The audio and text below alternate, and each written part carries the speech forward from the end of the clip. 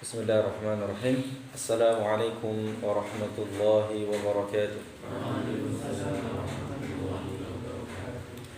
Innal hamdalillah nahmaduhu wa nasta'inuhu wa nastaghfiruhu wa natubu ilayhi wa nastahdihi wa na'udzu billahi min shururi anfusina wa min sayyiati a'malina.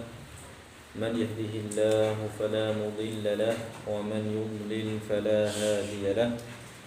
أشهد أن لا إله إلا الله وحده لا شريك له وأشهد أن محمدا عبده ورسوله اللهم صل وسلم على نبينا محمد وعلى آله وأصحابه ومن تبعهم بإحسان إلى يوم الدين أما بعد إخوتي في الله عزني الله وإياكم أجمعين.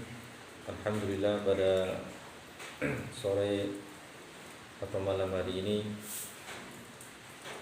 hari Rabu 4 Januari 2023 kita bisa bertemu kembali untuk melanjutkan pembahasan kajian rutin kita dari kitab prinsip dasar akidah Ahlussunnah wal Jamaah, dan insyaallah ini adalah pembahasan atau pertemuan yang ke-17. Mudah-mudahan Allah Azza wa Jalla senantiasa memberikan kepada kita keberkahan ya, ilmu dan juga ilmu yang bermanfaat ya.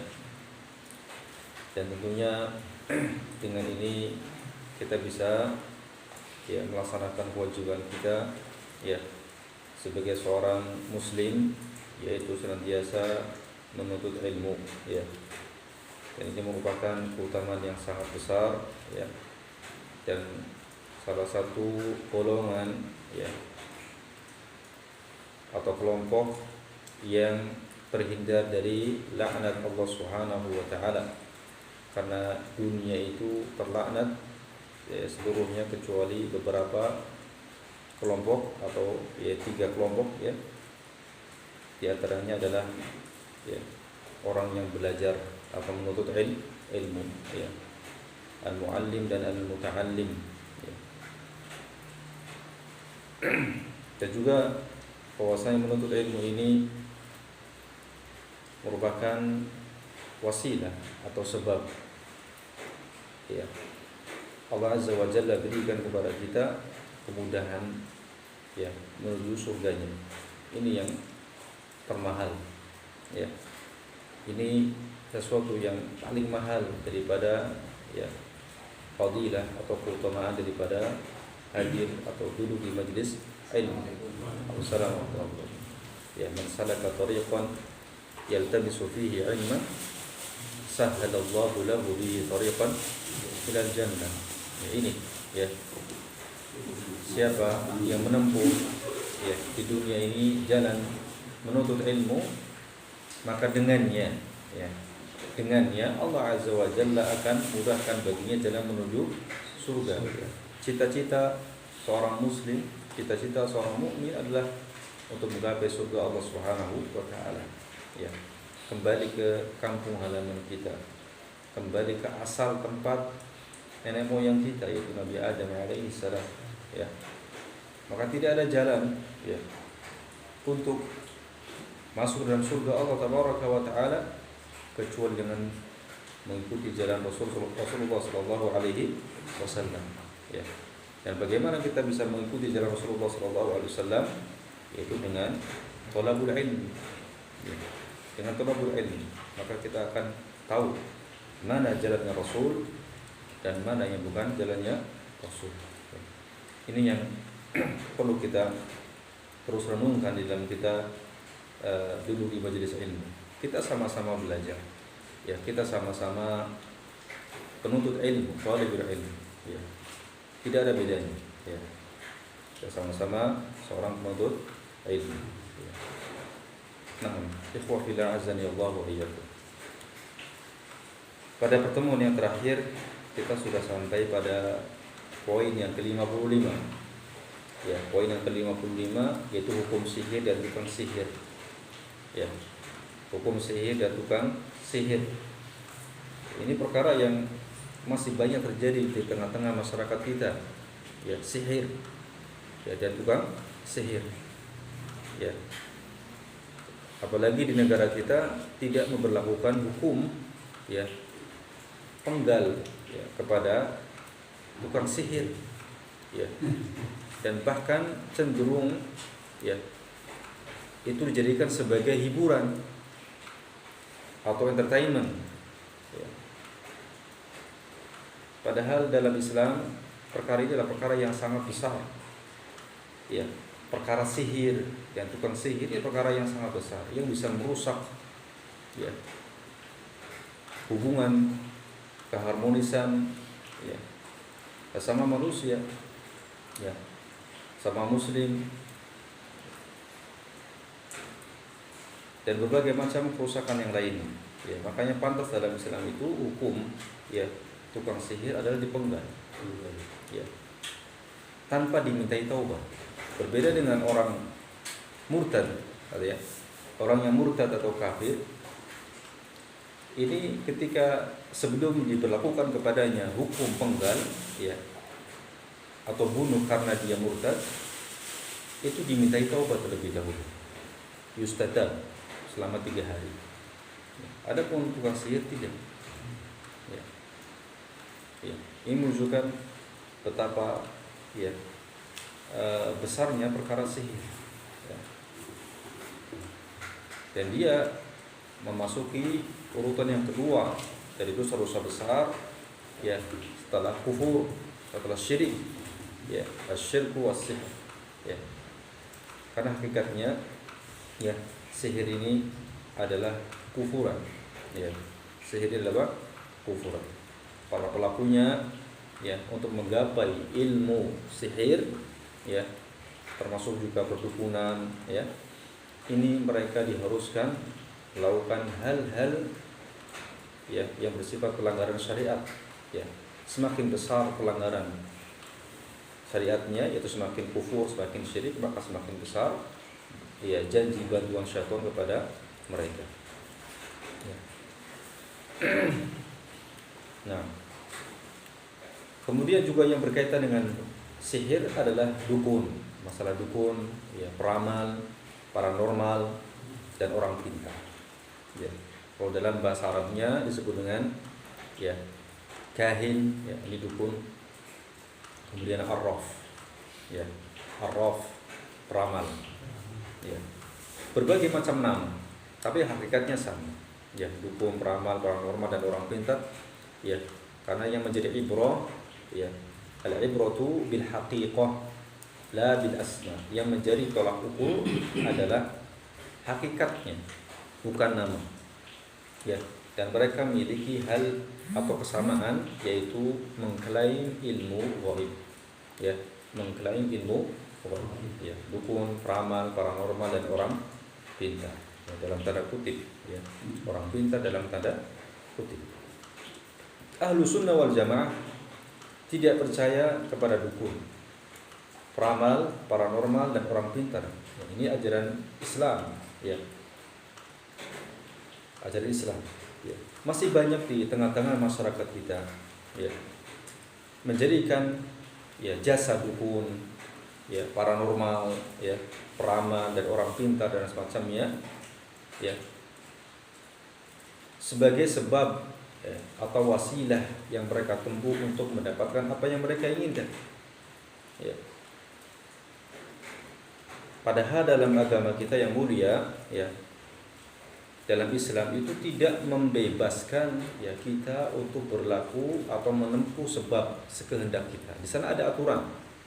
Nah, sebagian orang ya mereka berdalih ya sebab ikhtiar. Ya, ikhtiar. Ya.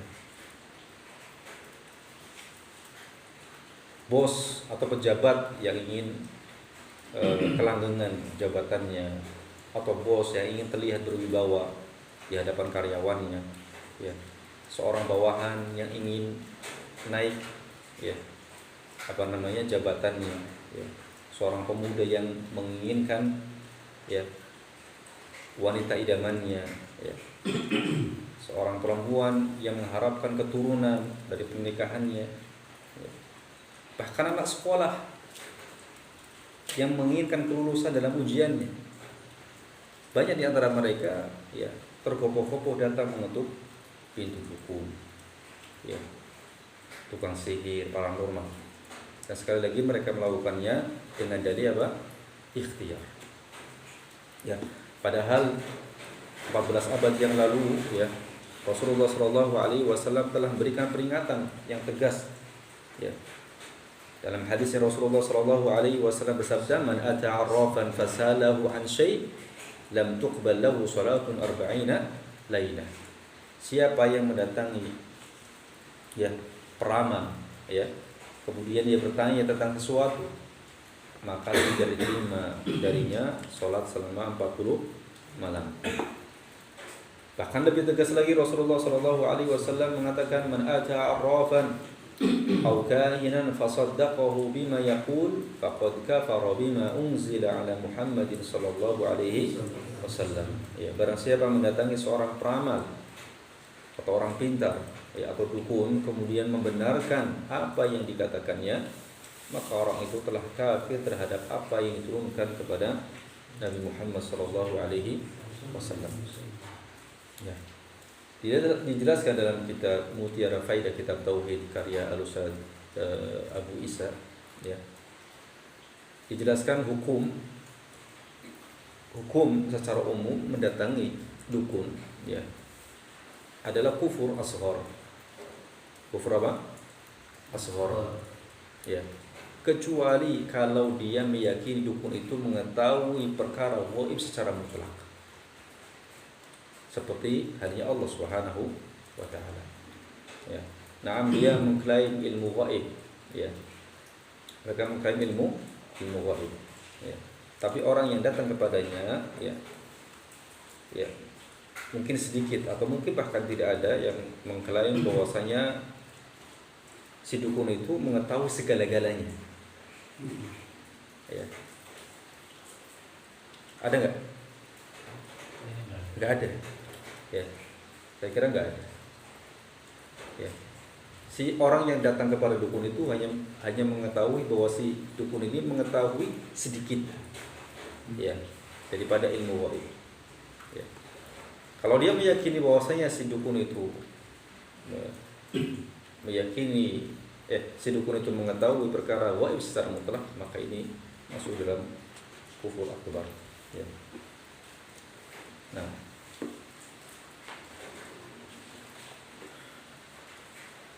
dan ini juga ya masih banyak dipraktek oleh para ya pedagang, ya, termasuk pedagang yang ingin laris.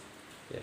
Kemarin ngobrol dengan Mas Santo ya, pengalaman beliau ketika berdagang, ya, ngobrol di ladang kemarin itu, Masya Allah, ya, luar biasa. Ya. Ya. Alhamdulillah, hidayah sunnah ini luar biasa, luar biasa. Ya, memurnikan tauhid, menjauhi kesyirikan, ya, baik besar maupun kecil. Tidak ada jalan kecuali dengan menetapi sunnah Nabi Sallallahu Alaihi Wasallam. Ya.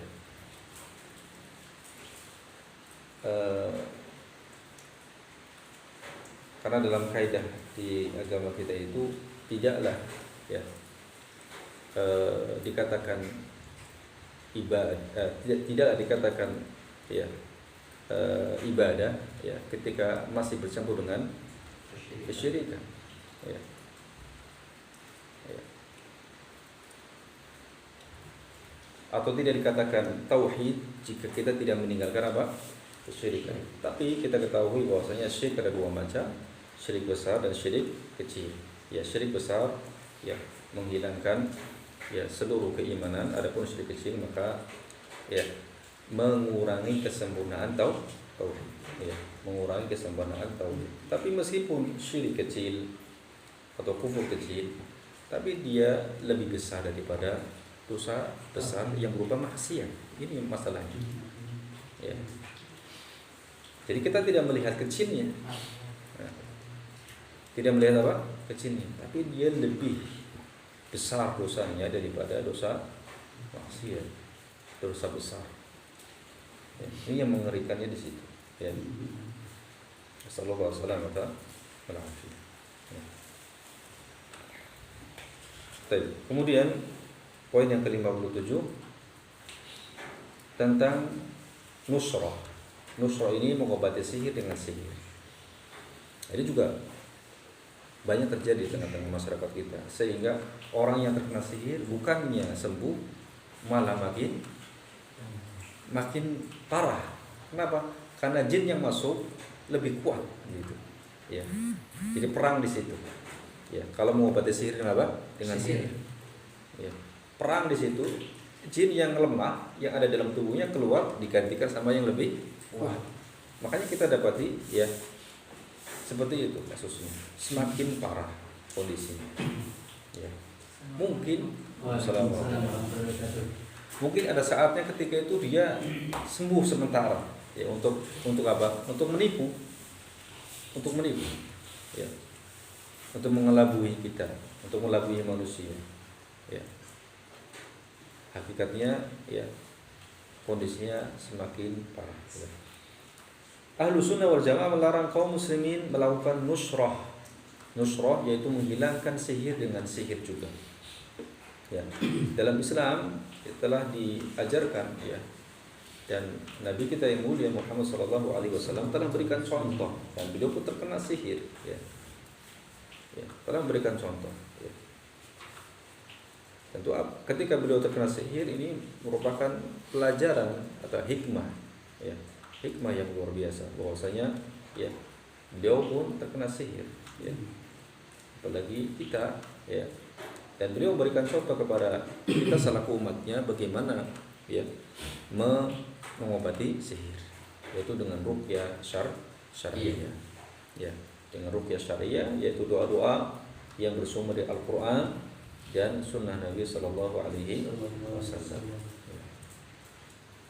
Dan sahabat Jabir bin Abdullah radhiyallahu anhuma dia berkata, sesungguhnya Rasulullah Sallallahu Alaihi Wasallam pernah ditanya tentang nusrah, ya, maka beliau menjawab, huwa min amali syaitan.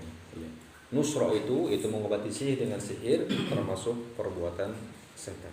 Ya. Ibnu Qayyim al-Jauziyah rahimahullah wafat tahun 751 Hijriah menjelaskan nusrah adalah penyembuhan terhadap seorang yang terkena sihir. Jadi istilah nusrah ini ya, ada yang mengatakan langsung bahwasanya nusrah itu pengobatan sihir dengan sihir. Ada juga yang mengatakan nusrah itu mengobati sihir ya, atau pengobatan terhadap orang yang terkena sihir. Nusrah. Nah, itu ya. Ya, itu ada dua macam. Pertama dengan menggunakan sihir, ini yang termasuk perbuatan syaitan. Ya. Yang kedua, penyembuhan dengan menggunakan ruqyah, ayat-ayat ta'awudz atau perlindungan, obat-obatan, ya, dan doa-doa yang diperkenankan. Ya. Obat-obatan seperti madu, ya, habatus sauda, minyak zaitun, atau rempah-rempah atau tumbuh-tumbuhan yang lain. Yang ini ya biasanya diketahui ilmunya oleh ahlinya. Oleh apa? Ahlinya. Ya. Kapan dia meminum tumbuhan ini ya, kapan ya, sifatnya tahu ya. Ya, makanya kita diperintahkan untuk bertanya kepada ahlinya. Fas'alu ahla dzikri in kuntum la ta'lamun. Ya. Ternyata tanaman-tanaman yang Allah ciptakan ya, itu faedahnya luar biasa ya. Ada tanaman-tanaman yang tidak disukai oleh jin ya. Tanaman-tanaman atau tumbuh-tumbuhan yang tidak disukai oleh jin ya. Itu jadikan sebagai media wasilah ya. Maka ini hukumnya boleh atau jaiz ya.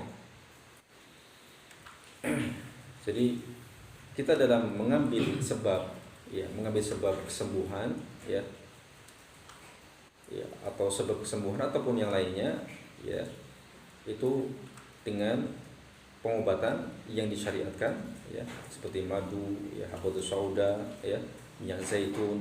Ya, minyak zaitun ini minyak yang diberkahi ya, atau air zam-zam ya. Itu ada dalilnya seperti itu ya. Kemudian yang lain yang tidak disebutkan nasnya ya, yang tidak disebutkan apa nasnya, tapi dia terbukti secara ilmiah, terbukti secara ilmiah ya, dengan izin Allah Azza wa Jalla obat ini bisa ya menjadi sebab kesembuhan. Baik itu ya herbal atau baik itu herbal ataupun yang lain. Ya. Ya. Itu bisa menjadi sebab.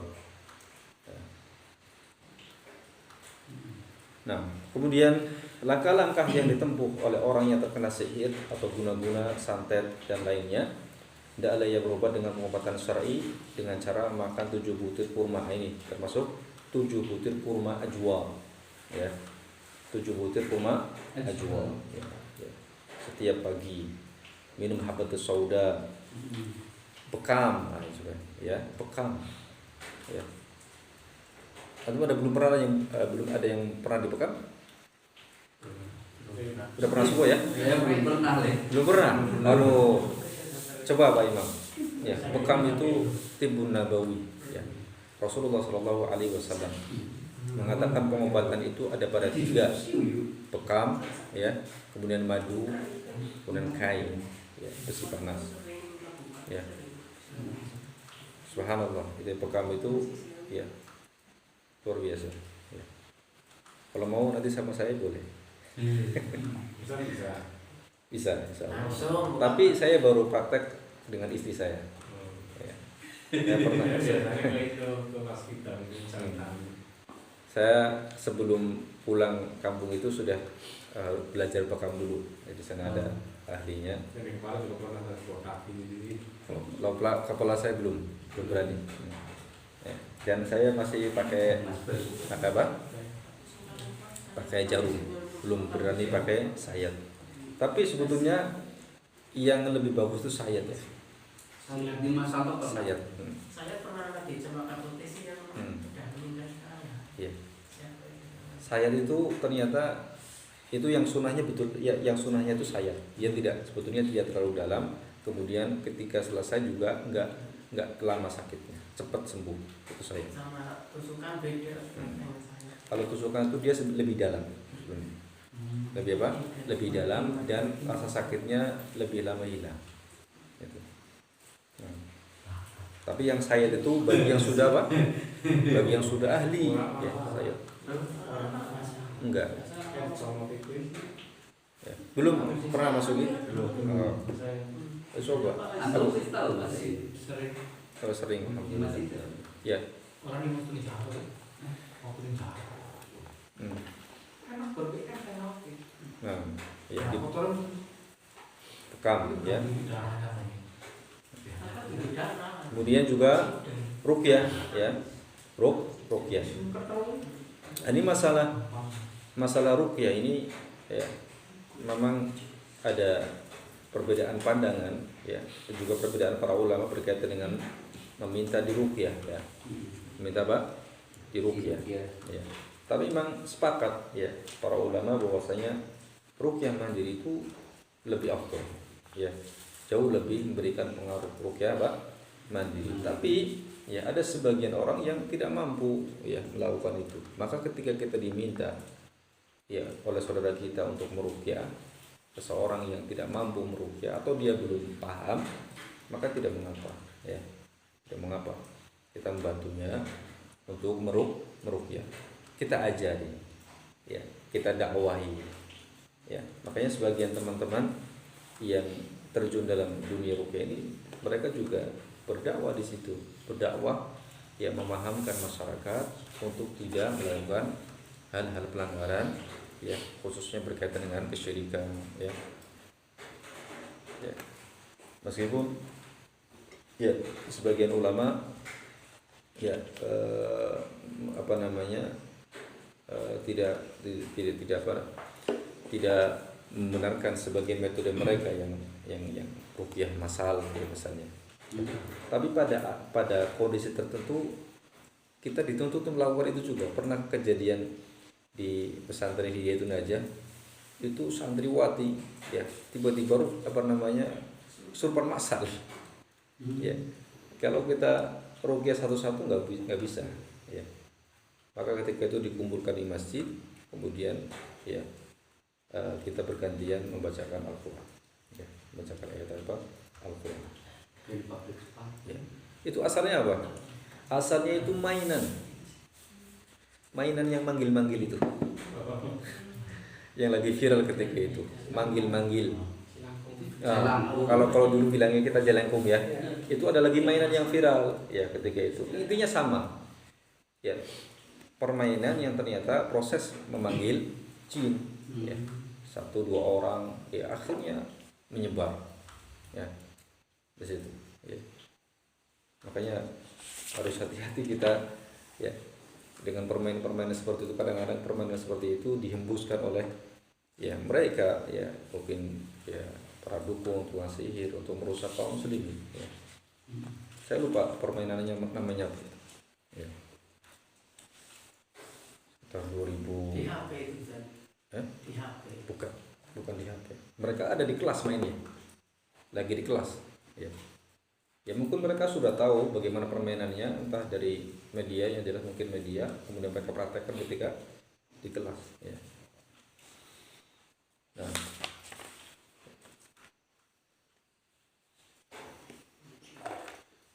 Termasuk juga ya daun bidara ini juga bisa dijadikan sebagai media ruqyah, ya. Daun bidara.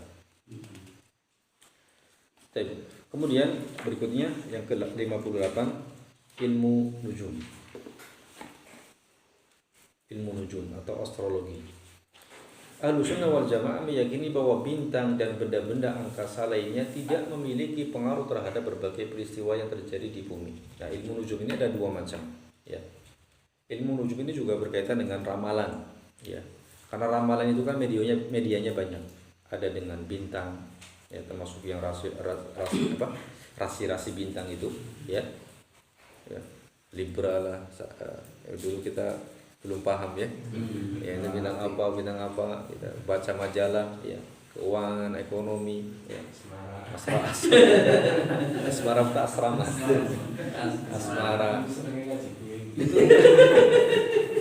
itu digemari sama para remaja nih, masya Allah ya. Cocok banget ya. Iya betul. Ya kita bertaubat ya. Dan kalau kita sudah paham itu, maka ya jangan membacanya, karena membacanya berarti kita sama mendatangi apa? Dukun, ya. Jadi walaupun hanya iseng-iseng, ya saya nggak percaya, ya. Tadi hadisnya apa? Man ata arrafan fasalahu an syai' lam tuqbalahu salatul arba'ina lailah. Siapa yang mendatangi peramal, bertanya tentang suatu, kayak ketika kita baca, sama kita mendatangi, berbaca. Walaupun kita nggak percaya, kita hanya baca, atau mungkin hiburan, lah tinggalkan itu semua, karena bisa masuk dalam ancaman ini. Ya, lam tuqbal lahu salatun arba'ina lailah. Ya. Nggak tahu sekarang masih ada nggak majalah-majalah? Oh sekarang sudah bukan majalah lagi, ya sudah lebih dekat lagi, ya lebih gampang lagi di HP ya. Subhanallah ya. Kalau dulu kan majalah, kalau nggak punya majalah nggak bisa baca, ya. Kalau sekarang semuanya bisa didatangkan di rumah, ya. Dan ilmu nujum ini ada 2 macam. Yang pertama ilmu ta'thir, ya. Itu ilmu nujum yang meyakini bahwa bintang-bintang mempunyai pengaruh terhadap keadaan alam semesta ini yang haram, ya. Meyakini bahwasanya bintang-bintang itu memiliki pengaruh, ya. Bintang ini akan memberikan pengaruh ini, ya, seperti rasi bintang itu, ya. Ilmu ini termasuk syirik dan bukan ilmu yang bermanfaat. Karena Allah Azza wa Jalla tidaklah menciptakan bintang itu kecuali untuk 3 tujuan, ya. Yang pertama adalah hiasan langit, ya. Wa zayyana as-samaa'a ad-dunya bimasabiha wa ja'alnaha rujuman lisyayatin. Yang kedua adalah dijadikan bintang itu untuk melempar syaitan yang ingin mencuri berita dari langit, ya. Itu di zaman dulu banyak, ya, sebelum diutusnya Rasulullah SAW, ya. Makanya ya, sebelum diutusnya Rasulullah SAW, dunia sihir itu luar biasa, ya. Termasuk di zaman Nabi Musa alaihissalam, ya, dengan sihirnya itu, ya. Ya, disebutkan dalam hadis, ya, bahwasanya syaitan itu bertumbuk-tumbuk, ya, bertumbuk-tumbuk ya, bertingkat-tingkat, bertumpuk-tumpuk. Ya, mereka mendengar, mencuri pembicaraan para malaikat. Ya, tentu dengan izin Allah Tabaraka wa Ta'ala. Allah berikan kekuatan kepada mereka untuk melakukan itu. Ya. Rasulullah sallallahu alaihi wasallam bersabda, "Man iqtabasa ilman minan nujum, iqtabasa syu'batan minas sihr, zada ma zad." Barang siapa mempelajari satu cabang dari ilmu nujum, nujum itu jamak dari najmun. Najmun itu apa artinya? Bintang, ya. Maka sungguhnya ia telah mengambil satu bagian dari ilmu sihir. Semakin bertambah ilmu yang dia pelajari, semakin bertambah pula dosanya. Ya. Kemudian tujuan yang ketiga dari penciptaan bintang adalah apa? Arah petunjuk arah mata angin, sebagai petunjuk arah mata angin. Ya, ketika kita di kegelapan malam atau berlayar di lautan, ya, lihat bintang, bintang ini menunjukkan arah ini, bintang ini menunjukkan arah ini. Ya, itu saja 3, ya. Bukan dijadikan sebagai sebab untuk mengetahui atau untuk meramal satu kejadian di muka bumi.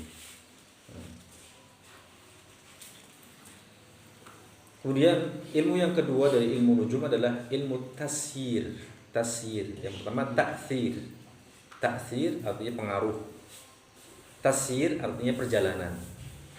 Jadi ilmu nujum yang tujuannya sebagai penunjuk arah dalam perjalanan dan kemaslahatan agama, termasuk untuk mengetahui arah kiblat, untuk mengetahui waktu-waktu sholat. Nah, ini tidak mengapa, ya, bahkan bermanfaat, ya. Menjadikan keadaan bintang dan benda angkasa sebagai petunjuk penentuan arah mata angin dan letak geografis suatu negara, ya. Penentuan waktu akhir musim dingin dan musim panas, kondisi cuaca, hujan dan lainnya, ya. Termasuk di negara kita ada BMKG, Badan Meteorologi dan Geofisika. Ini bukan ramalan ini, ya. Tapi istilahnya apa? Prediksi, ya. Prediksi itu beda dengan ramalan, ya. Prediksi berdasarkan apa? Berdasarkan fakta ilmu, ya. Ada ilmunya, ilmiah gitu. Kalau dukun kan enggak, nah, ada ilmiahnya, ya. Jual sesuatu, ya, katanya bisa mendatangkan kekayaan, kenapa dia masih miskin?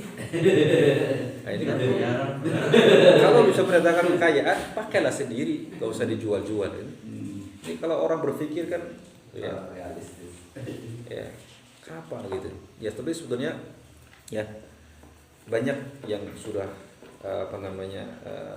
paham seperti itu. Tapi dalam kondisi tertentu terkadang kecerdasan seorang, ya, itu bisa kalah dengan hal-hal yang seperti itu, ya. Meyakini adanya orang yang bisa menggandakan uang lah, ya. Daun bisa jadi uang lah. Itu saya mengalami, ya. Saya mengalami dulu, ya. Ya. Mengalami dulu ada orang yang, ya, mengaku sebagai, ya, setengah wali, ujung-ujungnya ternyata dukun, terbukti dukun, ya. Terhadap murid-muridnya itu bercerita, ya, untuk mengumpulkan daun-daun, dikumpulkan di sebuah kotak, kemudian dipendam lah, ya, macam-macam. Murid-muridnya disuruh untuk, ya, mandi di tengah malam di sungai yang dalam, ya, dengan dalih apa? Ma'rifat. Ilmu apa? Ma'rifat. Ya, mungkin Mas Santo lebih paham, ya.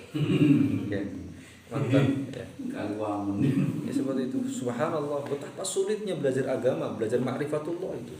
Kalau caranya seperti itu, enggak ada yang enggak semuanya mampu, ya. Islam itu mudah, mempelajarinya mudah, belajar, hadir di majelis ilmu, yes, agama yang rasional, ya. Agama yang rasional, ya, masuk akal, ya. Mudah, ya. Masya Allah. Makanya nikmat sunnah itu luar biasa, ya. Mudah-mudahan Allah Azza wa Jalla senantiasa memberikan kepada kita keistiqomahan, ya. Berpegang teguh dengan sunnah Nabi Sallallahu Alaihi Wasallam. Karena orang yang berpegang teguh dengan dengan sunnah Nabi Shallallahu Alaihi Wasallam di zaman ini seperti orang yang memegang bara api, ya, dipegang panas, ya, dilepaskan celaka, ya, serba salah, ya. Makanya ya senjata kita adalah berdoa, ya. Allahumma ya musabbital qulub tsabbit qalbi ala dinik. Ya, berdoa dan ya jangan sampai syaitan masuk dalam diri kita melalui pintu ujub. Ini hati-hati. Saya mendengar potongan ceramah dari Syekh Abdul Razak Al-Badr Hafizahullah yang judulnya Qad takunul ma'siyah rahmatan lil 'abd.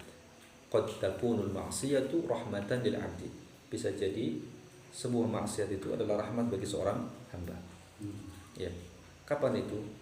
Itu ketika maksiat yang dia lakukan itu menjadi sebab dia senantiasa beristighfar kepada Allah, senantiasa melihat dirinya banyak kekurangan, ya, senantiasa dia mohon ampun kepada Allah, maka ini menjadi rahmat, ya. Dan ketaatan bisa menjadi bumerang. Ini hati-hati. Ketaatan, kesolehan yang kita lakukan bisa menjadi bumerang. Kapan itu? Ketika itu menjadi sebab kita ujub. Apa? Ujub. Ya, ini bahayanya. Ya. Dan saya mendapatkan faidah juga dari kajian Al-Ustaz Khalid Syamrudi kemarin, ya. Saya baru tahu terus terang bahwasanya iblis itu dulunya itu dari kalangan orang soleh atau dari kalangan hamba-hamba yang soleh. Makanya dia berkumpul dengan para malaikat. Tapi karena dia memandang bahwasanya dirinya lebih baik daripada Adam, makanya dia nggak mau sujud. Nah, ini hati-hati. Dia melihat bahwasanya dirinya lebih baik. Ini kan ujub namanya. Nah, ini, ya. Karena iblis itu mantan orang soleh, dia tahu triknya bagaimana menggelincirkan orang soleh. Nah, ini triknya, ya. Makanya, ya. Jangan tertipu dengan ketaatan kita, jangan tertipu dengan amal soleh kita. Ya. Ketika itu kita ingat kita banyak kekurangan, kita manusia. Kalau seandainya antum tahu bagaimana aib kita, ya, sama barang-barang sama-sama tahu, ya, atau seandainya dosa itu memiliki bau, ya, gak ada yang mau saling berkumpul. Ya. Tapi ya kita muji Allah Azza wa Jalla, Allah menutup aib kita. Ya. Nah, subhanallah. Ya. Sallallahu ala nabiyina Muhammad wa ala alihi wa sahbihi wasallam wa akhiru da'wana alhamdulillahi rabbil alamin. Subhanakallahumma wa bihamdika asyhadu an la ilaha illa anta astaghfiruka wa atubu ilaik. Assalamualaikum warahmatullahi wabarakatuh. Waalaikumsalam warahmatullahi wabarakatuh.